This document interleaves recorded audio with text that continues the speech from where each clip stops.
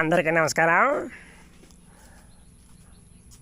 Telugu cinema industry పెద్దలకు గడగడ వణుకుతున్న నాన్ వెజ్న దానికి ఏమిటంటే ఈ మధ్య బెట్టింగ్ యాప్ల మీద విపరీతమైన ప్రచారం చేసి జనాల్లో చైతన్యాన్ని ఎంతో మెండుగా తీసుకొచ్చారు. అదేవిధంగా ఆ మెండుగా తీసుకొచ్చే విధానంలో తెలుగు ఇండస్ట్రీలో ఉన్న కొంతమంది ఇన్ఫ్లుయెన్సర్లకి శత్రువు కూడా మారాడు.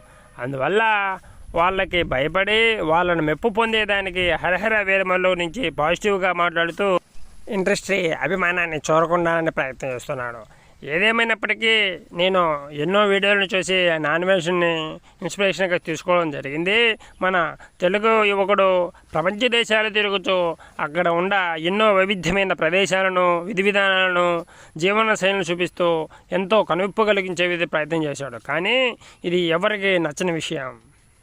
ఈ బెట్టింగ్ యాప్స్ ప్రమోషన్ చేసిన వారందరికీ కూడా ఈడీ నోటీసులు ఇచ్చింది. కాబట్టి వాళ్ళందరూ ఒకరిపై ఒకరు విచారణకు రావాల్సిందిగా తెలంగాణ గవర్నమెంట్ ఆజ్ఞలు జారీ చేసింది. అటువంటి తరుణంలో ఈ విధంగా తెలుగు ఇండస్ట్రీ మీద సానుభూతిగా మాట్లాడి కొద్దిగా వాళ్ళ మీద ఉన్న కోపాన్ని ఇతర మందికి దాన్ని తగ్గించుకోవాలనే ప్రయత్నంలో భాగంగా హరిహర వేల గురించి మాట్లాడుతున్నాడు.